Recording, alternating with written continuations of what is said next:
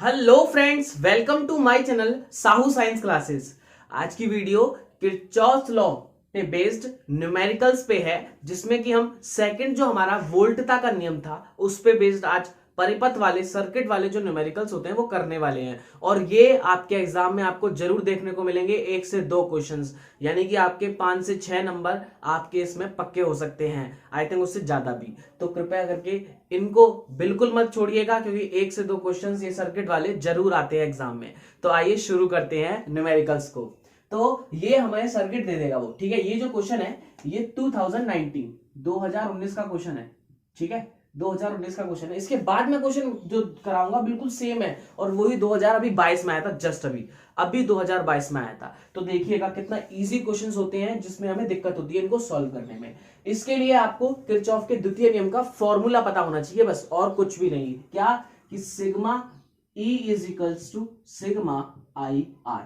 ये मैं किरचॉफ का द्वितीय नियम है बहुत अच्छे से समझा चुका हूं, आप देख सकते हैं चैनल पर जाके वीडियोस में। अब स्टार्ट करते हैं कि हमें क्वेश्चन में करना क्या है। हमें जो क्वेश्चन परिपथ दे रखा है, सर्किट दे रखा है, डायग्राम, हमें इस क्वेश्चन डायग्राम में करना क्या है। तो प्रत्येक प्रतिरोध में धारा का मान बताना है भाई। प्रत्येक प्रतिरोध में क्या बताना है? धारा का मान बताना है। तो इसका मतलब यहाँ पे एक धारा दिख रही है I2, यहाँ पे एक धारा दिख रही है I1। हमें इन I1 यानी कि इस प्रतिरोध में I1 जा रही है और इसमें I2 जा रही है, इन दोनों का मान बताना है। और ये वाला प्रतिरोध बचा, तो इस प्रतिरोध में ये दोनों मिलकर जा रही है I1 प्लस I2, तो हमें इसकी वैल्यू बतानी है, ठीक।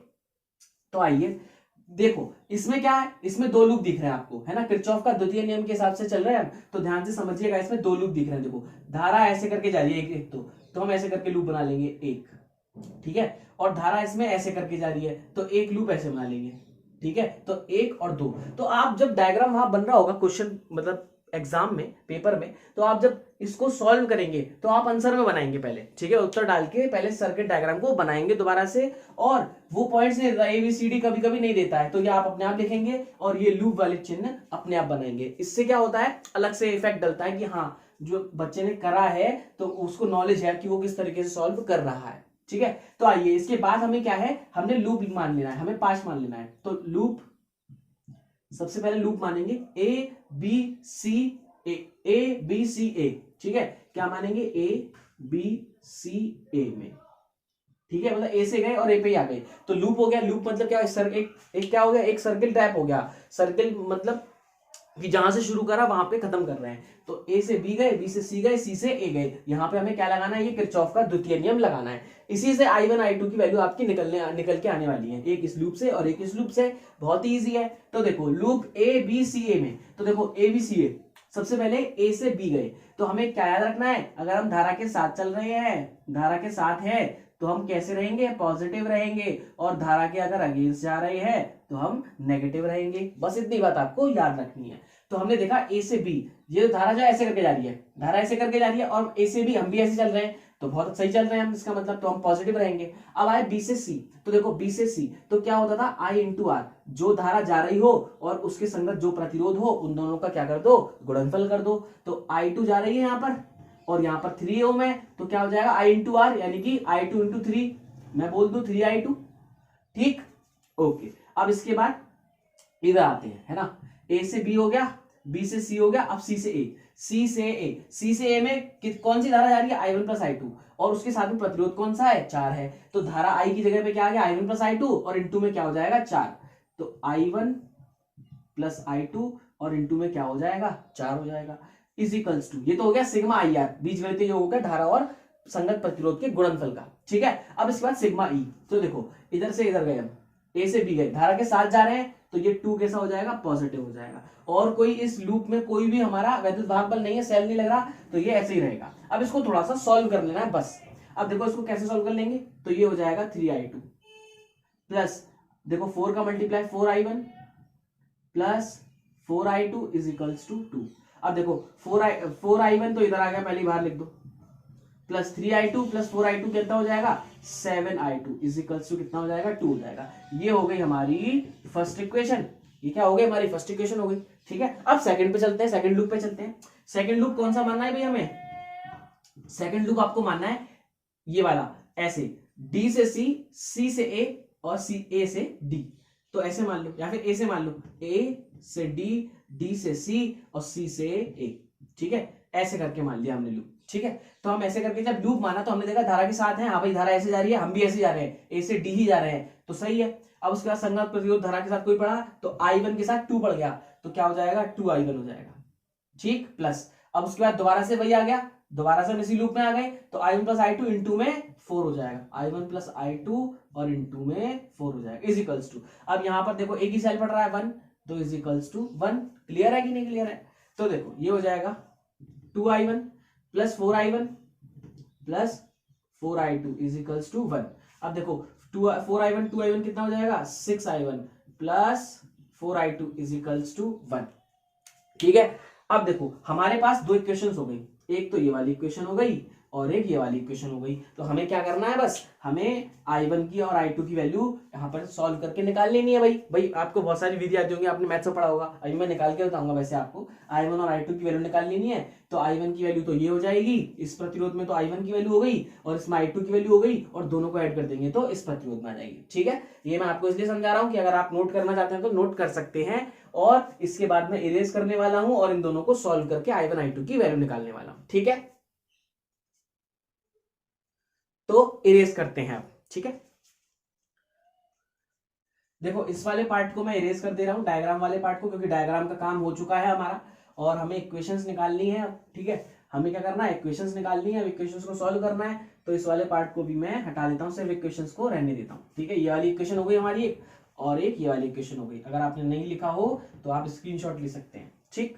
तो देखो ये दो इक्वेशंस बची हमारे पास में, तो इन दोनों इक्वेशंस को हम सॉल्व करते हैं। तो सबसे पहले क्या करना है, इसमें 2 का मल्टीप्लाई अगर कर दें तो 6 दूनी 12 हो जाएगा, और इसमें 3 का करते हैं तो 4 3 12 हो जाएगा, लेकिन हमें करना तो दोनों पक्षों में करना पड़ेगा, तो इसमें दोनों पक्षों में 3 का और इसमें दोनों पक्षों में 2 का मल्टीप्लाई कर देते हैं, तो ये हो जाएगा 4 3 12 I1 प्लस 7 3 21 I2 और 3 दूनी 6, और इधर हो जाएगा 6 दूनी 12 I1 और प्लस 4 दूनी 8 I2 और 2 एकम 2 हो जाएगा, ठीक, क्लियर बात मेरी। तो माइनस माइनस और माइनस, इससे ये कैंसिल हो जाएगा। अब देखो 21 में से 8 गए, तो आपके 21 में से 8 जाएंगे तो कितने बचेंगे भाई, 21 में से 8 जाएंगे तो 13 बचेंगे, 13 I2 इज इक्वल्स टू 6 में से 2 गए तो 4, तो I2 इज इक्वल्स टू हो गया 4/13, कितना हो गया 4/13 हो गया। अब I2 की वैल्यू इसी किसी इक्वेशन में पुट कर दो, I2 की वैल्यू मैं यहां पुट कर देता हूं, तो ये हो जाएगा 6I1 plus 4 into 4/13 is equals to 1। तो देखो अब देखो 6I1 प्लस देखो 4 चौक 16 और बटे में 13 है ना, इक्वल टू 1, अभी उधर चला जाएगा तो माइनस का हो जाएगा, 6I1 is equals to 1 minus 16/13 है ना, तो 13 एकम 13 माइनस 16 और बटे में 13 है ना, तो कितना हो जाएगा, 13 में से 16 जाएंगे तो 13 में से 16 गए तो 3 बचे है ना, माइनस के 3 बचे और अपॉन में 13 हो जाएगा, तो 6I1 is equals to minus के 3/13। तो देखो 3 एकम 3 और 3 दूनी 6, तो I1 इज इक्वल्स टू कितना हो जाएगा -1/13 दूनी 26, तो I1 तो ये हो गया, I2 ये हो गया। अब इन दोनों को ऐड कर दोगे तो क्या मिल जाएगा हमें, इन दोनों को ऐड करने पर हमें I1 प्लस I2 मिल जाएगा, तो I1 प्लस I2 कर दो भाई, तो I1 प्लस I2 कर देंगे -1/26 और प्लस 4/13। अब क्योंकि ये 13 है तो ऐसा करो इसमें 2 का ऊपर नीचे मल्टीप्लाई कर दो, तो ये कितना हो जाएगा, ये हो जाएगा 8 और ये हो जाएगा 26 है ना, तो 26 एलसीएम आ जाएगा, जब 26 एलसीएम आ जाएगा तो 8 में से 1 जाएगा तो 7/26, तो I1 प्लस I2 कितना आ जाएगा 7/26 एम्पियर, एम्पियर एम्पियर हम लगा देंगे मात्रक, और I1 और I2 की वैल्यू को ऐसे करके हम फाइंड कर सकते हैं। तो ये सर्किट जो था बहुत ही इजी था सॉल्व करने के लिए। अब मैं आपको जो 2022 में क्वेश्चन आया है मैं उसको देता हूं और उसको सॉल्व करिएगा, वीडियो को पॉज करिएगा, मैं उस डायग्राम को बनाता हूं, आप सॉल्व करिएगा, उसके बाद सॉल्यूशन देखिएगा वीडियो को स्टार्ट करके। तो आइए नेक्स्ट चलते हैं क्वेश्चन पे। तो ये रहा हमारा सर्किट परिपथ, जिसमें हम देख सकते हैं ये 2022 में क्वेश्चन आया था। ये कब आया था 2022 में ये क्वेश्चन आया था, अभी जस्ट 2022 में जो एग्जाम हुए हैं ठीक है, तो इसके इसको सॉल्व करना है और बिल्कुल बस वैल्यूज चेंज है प्रतिरोध की और बाकी सब वही है। यहाँ पर जो I3 है वो क्या है, तो I3 इज इक्वल्स टू क्या हो जाएगा, I1 प्लस I2, क्योंकि यहाँ पे देख सकते हैं ये I2 आएगी इधर और I1 जाएगी इधर, है ना, तो ये दोनों मिलके वही जाएंगी, बस इतना चेंज करा था उन्होंने और बाकी सब सही है। तो वीडियो को पॉज कीजिए और एक बार सॉल्व करने की कोशिश कीजिए, ठीक है, मैं जब तक सॉल्यूशन कराता हूं।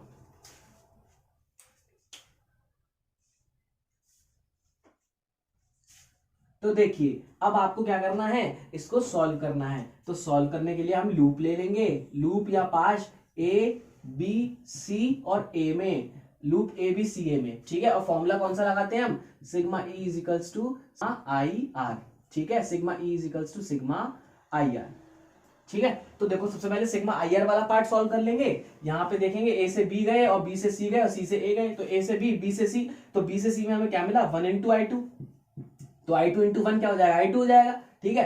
प्लस उसके बाद हम धारा के साथ चल रहे हैं, जैसे धारा जा रही है अब क्या हो जाएगा 2 इंटू I3, क्योंकि प्रतिरोध और धारा का गुणनफल, तो 2 इंटू I3, लेकिन I3 क्या है I1 प्लस I2, तो 2 इंटू I1 प्लस I2 हो जाएगा, इज इक्वल्स टू क्या हो जाएगा, ये हम 2 ही है यहाँ पे, ई तो एक ही है तो 2 हो जाएगा, है ना। इसको सॉल्व कर लो बस, देखो कितना हो जाएगा, I2 plus 2I1 plus 2I2 is equals to 2, तो देखो 2I1 तो ऐसे ही रहेगा, है ना, और 2I2 प्लस I2 कितना हो जाएगा, 3I2 इज इक्वल्स टू 2। ये हो गई पहली इक्वेशन भाई, है ना, ये क्या हो गई, पहली इक्वेशन हो गई, ठीक है। उसके बाद नेक्स्ट कौन सा लूप लेंगे हम, उसके बाद नेक्स्ट लूप लेंगे हम,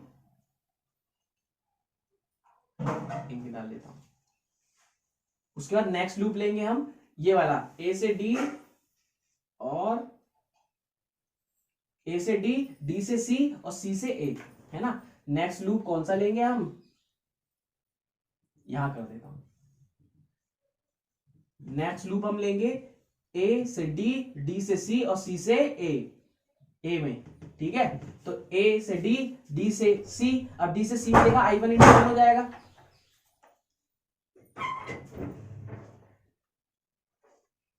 नेक्स्ट लूप हमने देखा ए से डी और डी से सी, तो जब डी से सी गए तो हमने देखा I1 इंटू 1 हो जाएगा, क्या हो जाएगा I1 इंटू 1 हो जाएगा, तो I1 इंटू 1 क्या रहेगा, I1 रहेगा, प्लस उसके बाद में हमने नेक्स्ट देखा कि सी से ए गए तो I3 इंटू 2 हो जाएगा, और I3 क्या I1 प्लस I2, तो I1 प्लस I2 और इंटू में 2 इजिकल्स टू क्या हो जाएगा, 1 हो जाएगा, ठीक है। अब देखो I1 plus 2I1 plus 2I2 is equals to 1 हो जाएगा। अब 2I1 प्लस I1 कितना हो जाएगा, 3I1 plus 2I2 is equals to 1 हो जाएगा। तो ये हो गई हमारी सेकंड इक्वेशन। देखा जैसे पिछले वाला क्वेश्चन था वैसे ये है, तो इस क्वेश्चन को आगे सॉल्व करते हैं, ठीक है। मैं थोड़ा सा इरेज कर देता हूँ इस पार्ट को, और इसको इस डायग्राम को भी आपने अच्छे से उतार लिया होगा, तो मैं इसको इरेज कर देता हूँ। सिर्फ इक्वेशंस को रखते हैं क्योंकि हमें उन्हें ही सॉल्व करना है, और ये क्वेश्चन लगभग कंप्लीट ही हो चुका है, ठीक है। इक्वेशंस को सॉल्व करना है बस आपको, इक्वेशंस को अगर आपने सॉल्व कर लिया तो क्वेश्चन कंप्लीट हो जाएगा, ठीक है। तो देखो इन दो इक्वेशंस को ले लेते हैं भाई, एक तो हो गई 2I1 plus 3I2 is equals to 2, उसके बाद 3I1 plus 2I2 is equals to 1। तो देखो क्या हो जाएगा, इसमें देखो इसमें 2 का मल्टीप्लाई कर दो और इसमें 3 का मल्टीप्लाई कर दो, क्योंकि 2 3 6 और 3 दूनी 6 हो जाएगा, तो इसमें इसका 2 का और इसमें 3 का और इसमें 2 का, तो देखो 3 दूनी 6I1 प्लस 3 तियां 9I2 और 3 दूनी 6, फिर उसके 2 तियां 6I1, 2 दूनी 4I2 और 2 एकम 2। अब सॉल्व कर दो, माइनस माइनस और माइनस, इससे ये कैंसिल, 9 में से 4 गए तो 5I2 और 6 में से 2 गए तो 4, तो I2 कितना आ गया भाई 4/5 एम्पियर, ठीक है। अब I2 की वैल्यू इसमें पुट कर दो, तो देखो इसमें पुट कर देता है I2 की वैल्यू, है ना, इसमें पुट कर देता है I2 की वैल्यू, तो देखो 2I1 plus 3 into 4/5 is equals to 2। अब देखो 3 चौक 12/5 और वो 12/5 उधर चला जाएगा, तो 2I1 इज इक्वल्स टू हो जाएगा 2 माइनस 12/5, 5 दूनी 10 माइनस 12/5, माइनस का 2 बचा 5, ठीक है।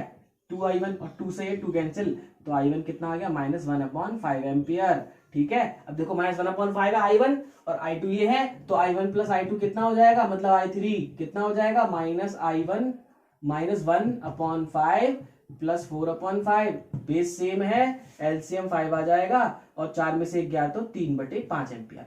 तो ये I1 प्लस I2 की वैल्यू आ गई, I1 की वैल्यू भी आ गई और I2 की वैल्यू भी आ गई। तो इस तरीके से आपके क्वेश्चन जो 2022 का आया था हमने सॉल्व कर लिया। इससे पहले 2019 वाला सॉल्व किया था। ऐसे बहुत सारे क्वेश्चन अभी आगे चल के मैं वीडियोस में कराऊंगा, तो बने रहिएगा और फ्रेंड्स के साथ शेयर कीजिएगा। मिलते हैं बहुत जल्द नेक्स्ट वीडियो में। Good bye guys.